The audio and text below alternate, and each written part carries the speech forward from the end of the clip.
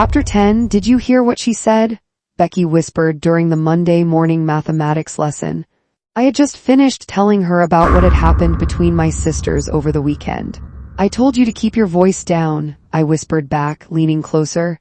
I don't want anyone finding out anything about me. Remember, it's a secret. Becky smiled, and I noticed a few girls across the classroom stealing curious glances in our direction.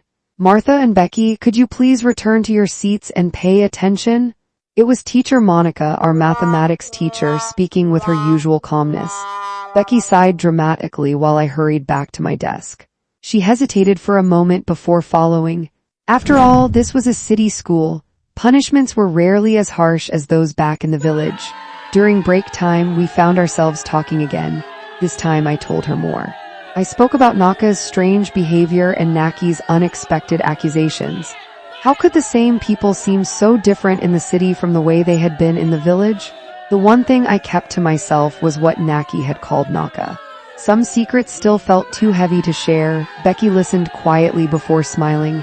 My father always tells me something, she said. Honey is sweet, but wine is delicious. I frowned. I don't understand, she laughed. Neither do I. He only told me to say it whenever someone asks a question that even I can't answer. For a moment, both of us laughed. The mystery felt lighter, then Becky quickly changed the subject. Congratulations on your marks. I can't believe we scored so highly that almost the entire mathematics class has started envying us. I shook my head. Come on. I only got a B in the last test. You got an A, that's not the same. We wandered through the school compound as the afternoon breeze carried away our laughter. Silence soon returned. Perhaps our young minds were trying to understand things far bigger than ourselves. Then the school bell rang.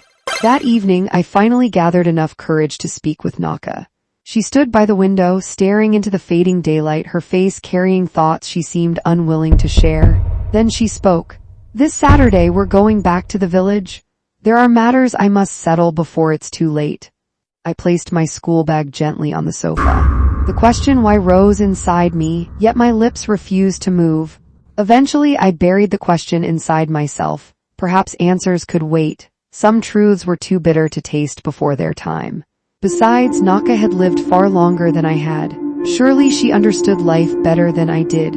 Saturday finally arrived. The morning taxi to Malibu always left at 7. Mist covered the road as we traveled. From my window seat, I watched the familiar landscape slowly return. It was the place I had once called home. Now it felt more like the birthplace of my nightmares.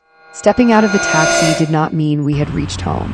We had only arrived at the trading center where the taxis stopped and where Mr. Katamba's small shop still stood. People immediately noticed us. Some exchanged silent glances.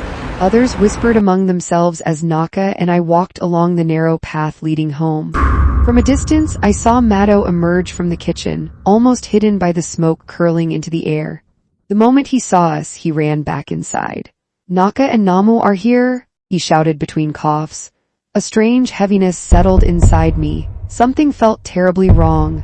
Part of me wished we had never returned. Sometimes fate seemed to delight more in our suffering than in our happiness. Only a few minutes after entering the house, a desperate cry shattered the silence. Naka dropped our bags onto the floor. Panic swept through the room. She rushed inside and I followed close behind. I found her lying on the floor vomiting, Mado said breathlessly. My eyes settled on Mother. The sight before me drained every ounce of courage I had. Naka quickly turned her onto her side. Has she been sick for long? She asked. I looked at Mado. His eyes were red. At first I thought it was the kitchen smoke, but smoke alone could never leave such exhaustion behind. There was something deeper. Too many sleepless nights had written themselves across his face. So you left school to take care of Mother while she recovered? Naka asked after Mother finally drifted into sleep. I had no choice, Mado replied quietly. The responsibility fell to me, yet I told you to call me whenever you needed help. What happened to Mr. Katamba's telephone? It's too far, Mado answered after a pause. Naka shook her head. Nothing is too far when Mother's life is at stake. She needs proper care now. Every day she seems weaker. Only prayers are keeping us together. The room fell silent. Naka slowly stood.